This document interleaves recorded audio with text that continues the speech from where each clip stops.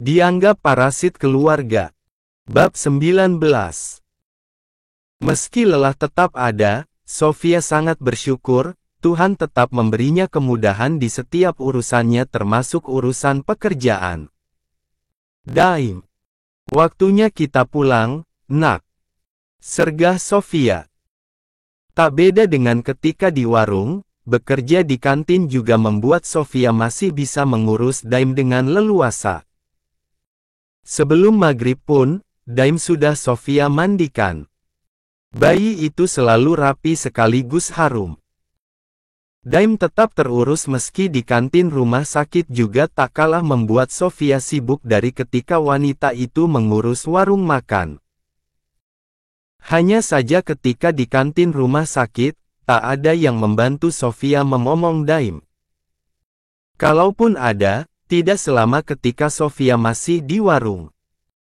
Suster dan dokter maupun pekerja dan pengunjung kantin, langsung jatuh hati kepada Daim. Mengemban Daim sambil menenteng ransel keperluannya maupun Daim, menjadi rutinitas Sofia termasuk di tiap malamnya ketika mereka pulang. Sofia sudah langsung akrab dengan pekerja di rumah sakit karena kebanyakan dari mereka juga membeli makanan dan minuman di kantin Sofia. Mengenai tempat tinggal, kini Sofia tinggal di salah satu kontrakan yang letaknya tidak begitu jauh dari rumah sakit. Jika berjalan kaki, kontrakan yang masuk gang dan tidak begitu jauh dari jalan raya, cukup Sofia tempuh sekitar 7 menit.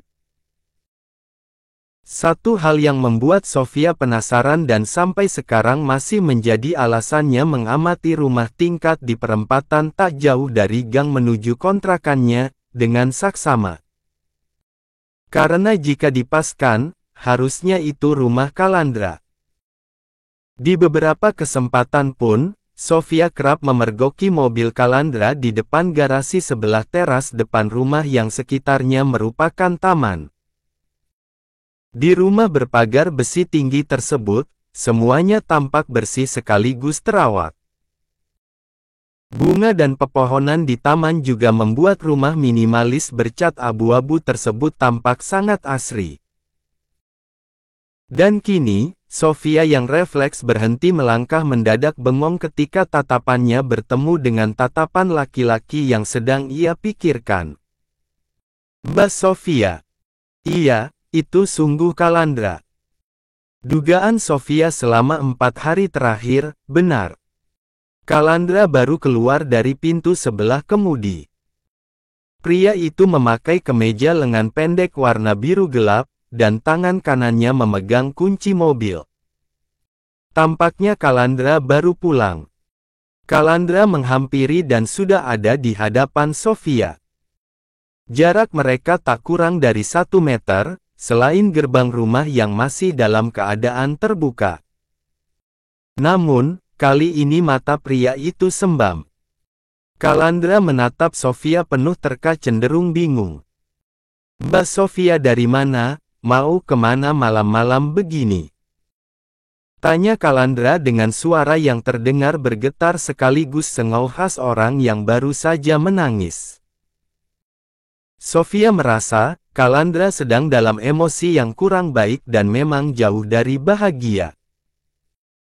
Sekarang saya kerja di kantin rumah sakit sebelah dan sekarang saya juga tinggal di kontrakan milik Bu Haji, Mas.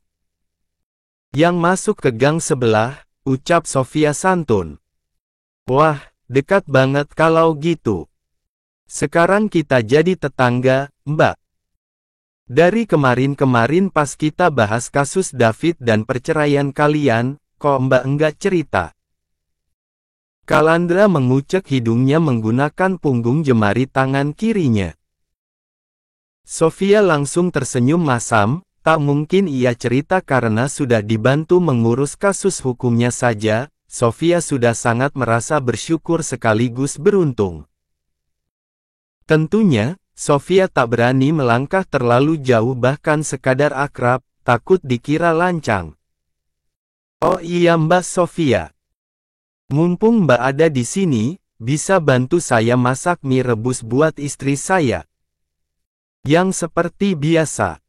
Kebetulan saya baru beli bahannya. Calandra menatap Sofia dengan mata yang basah sekaligus merah. Sofia makin yakin memang ada masalah.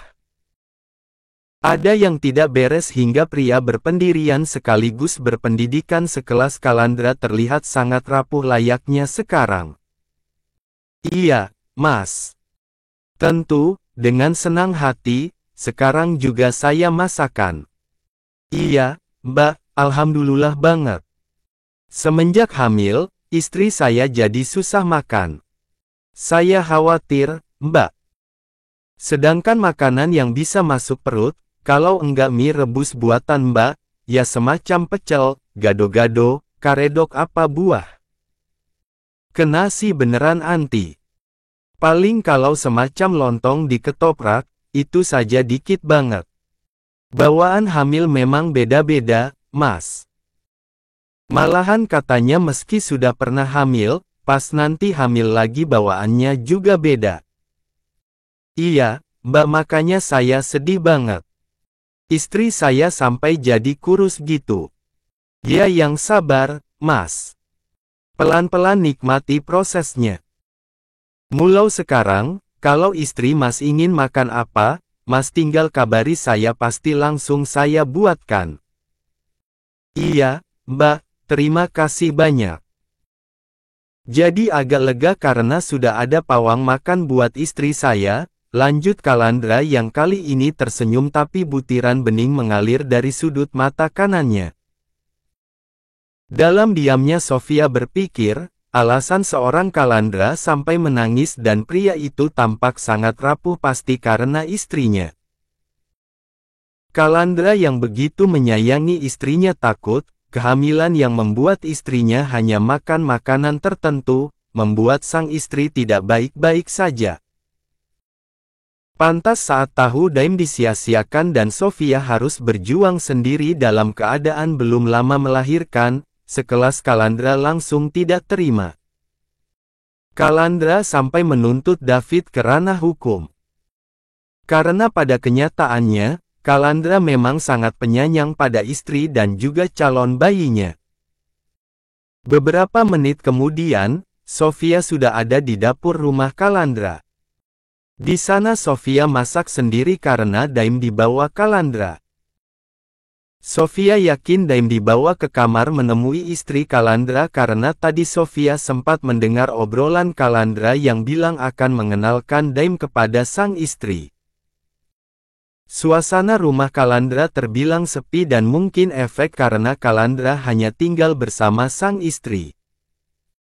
Mie rebus spesial layaknya biasa sudah selesai Sofia masak, tapi belum ada tanda-tanda Calandra dan sang istri datang. Karenanya Sofia sengaja mencuci panci bekasnya memasak mie, kemudian merapikan bekasnya. Namun karena Calandra tak kunjung kembali, Sofia sengaja mencari, melongok dari sekitar ruangan sebelum dapur. Di sana benar-benar sepi, tapi tak lama kemudian, Calandra muncul dari ruang sebelah anak tangga yang menghubungkan lantai atas dengan lantai bawah. Di rumah terbilang mewah dan dihiasi pajangan pot maupun lemari hias yang tampak mahal tersebut, suasana tidak begitu terang karena hanya lampu di beberapa sudut saja yang dinyalakan. Mie-nya sudah matang, Mas. Sekalian teh manis hangatnya juga. Satu yang ada tolak anginnya buat Mas. Mas bilang mau minum tolak angin karena sedang kurang enak badan, ucap Sofia sambil menerima Daim dari Calandra. Dicampur teh hangat lebih enak gitu, ya? Ucap Calandra. Sofia mengangguk-angguk. Iya, Mas. Orang-orang di warung biasanya gitu. Calandra mengeluarkan dompet lipat dari saku belakang celana Levi's warna biru gelapnya. Ia memberikan beberapa lembar uang berwarna merah kepada Sofia. Buat apa, Mas? Tanya Sofia yang tentu saja akan menolak jika sekadar memasak mie rebus dan membuatkan minuman sampai dibayar bahkan dengan jumlah sebanyak itu. Buat kamu, atau kalau enggak buat Daim. Aku marah kalau kamu nolak, Mbak. Aku sudah bikin repot, loh, ucap Kalandra. Tapi Mas sudah bantu saya banyak banget. Sofia tetap menolak. Sudah, ini buat Daim. Kalau Mbak Sofia nolak, saya enggak mau bantu Mbak tuntasin kasus Mbak. Kalandra benar-benar memaksa, meletakkan uangnya di telapak tangan kanan Sofia. Karena sudah malam, ia sampai mengantar Sofia hingga depan kontrakan. Mereka sama-sama berjalan kaki dan Kalandra sampai membawakan ransel jinjing milik Sofia. Sampai di dalam kontrakan yang belum banyak dihiasi barang, Sofia baru menyadari. Ada yang berbeda dengan Daim. Bukan perubahan fisik yang mencolok. Ini mengenai aroma Daim yang menjadi tercium busuk. Sofia sampai sibuk mengendus tubuh putranya. Kepala dan punggung khususnya jemari tangan kanan Daim sungguh tercium busuk. Seolah Daim baru mengenai bangkai. Kok gini, ya? Busuk gini padahal tadi enggak. Tak tahan dengan aroma busuk yang tercium dari tubuh sang bayi, Sofia sengaja membersihkan tubuh Daim. Ia sampai kembali memandikan bayi itu menggunakan air hangat. Masalahnya setelah Sofia periksa berkali-kali, tak ada tanda semacam bekas sumber bangkai selaku aroma yang ia dapatkan dari tubuh sang putra sebelum kembali dimandikan. Ketika Sofia menggeledah kontrakannya pun, wanita itu tak menemukan bangkai atau sumber bau yang sama dengan sumber bau di tubuh Daim. Sofia yakin, sebelum masuk ke rumah Kalandra, Daim baik-baik saja. Tak ada aroma busuk bangkai yang melekat di tubuh Daim. Daim cenderung wangi minyak telon sekaligus bedak bayi pada umumnya. Wangi yang juga kerap dipuji oleh penghuni rumah sakit yang ke kantin. Karena meski Sofia sangat sibuk, Sofia tetap bisa merawat sekaligus membuat sang bayi dalam keadaan rapi sekaligus wangi. Jangankan bangkai tikus, sekadar bangkai cecak saja, baunya biasanya kuat banget. Masalahnya di sini pun enggak ada bangkai. Kontrakanku bersih dan baunya juga setelah Daim keluar dari rumah Mas Kalandra. Masa iya bangkainya ada di rumah Mas Kalandra? Andai pun bangkainya ada di rumah Mas Kala, berarti sumbernya di tempat yang hanya dikunjungi Daim karena meski sama-sama masuk ke rumah, tadi Daim dibawa Mas Kala menemui istrinya di kamar. Iya. Bisa jadi bangkainya memang ada di rumah Mas Kalandra, di tempat yang aku enggak ikut. Sekitar area kamar gitu mungkin. Ya ampun, semalam ini mendadak rempong gara-gara aroma bangkai di tubuh Daim. Sofia mengakhiri pencarian sumber aroma bangkainya. Sebab setelah Daim dimandikan, bocah itu tak lagi bau bangkai. Di rumahnya pun ia tidak menemukan sumber bangkai atau sekadar aromanya. Ya sudahlah, lebih baik sekarang aku tidur. Mungkin bau bangkainya memang Daim dapat dari rumah Mas Kala, atau pas di perjalanan kejatuhan bangkai cicak dan bangkainya jatuh sebelum ketahuan, ucap Sofia terlebih di embanannya, Daim sudah tidur lelap. Di kontrakan yang belum banyak barang bahkan sekadar lemari saja tidak ada, Sofia memiliki kasur busa yang terbilang memanjakan tubuhnya maupun Daim di jatah istirahatnya yang tidak seberapa. Karena tak beda ketika mengurus warung, kini sebelum subuh pun Sofia sudah harus ada di kantin rumah sakit. Namun jika dibandingkan dengan saat dirinya masih menjadi istri David, tentu kondisi yang sekarang jauh lebih santai bahkan nyaman. Karena ketika saat menjadi istri David sekadar makan saja Sofia lupa saking sibuknya hingga lambungnya kronis, kini Sofia tak hanya bisa mulai makan dengan teratur. Sebab semacam merawat diri, Sofia masih bisa melakukannya dengan leluasa. Lihat saja, baru 4 hari tinggal di sana dengan keadaan air untuk mandi yang terbilang jauh lebih bersih saja, kulit Sofia sudah menjadi jauh lebih bersih bahkan cerah. Apalagi jika Sofia terus melakukan perawatan rutin. Bisa pangling orang-orang di masa lalunya ketika melihatnya. Mas Kalandra, siang, Mbak Sofia. Mbak, saya mau ngabarin, kalau lusa, uang 30 juta Mbak Sofia bakalan cair. Ini katanya orang tuanya Jihan yang ganti. Pihak kepolisian sudah mengabari saya. Besok kita ketemuan di kantor polisi kabupaten. Terus, Mbak mau ikut atau diwakili saya saja? Pesan dari Kalandra sukses menjadi angin segar untuk Sofia. Wanita itu sampai deg-degan bahkan gemetaran saking bahagianya. Tak menyangka uangnya akhirnya kembali dalam jumlah utuh.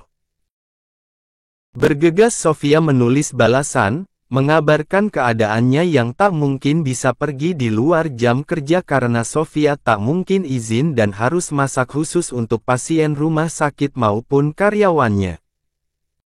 Berkaca-kaca Sofia menatap sang putra yang ada di ranjang bayi khusus dan kini masih sibuk tidur.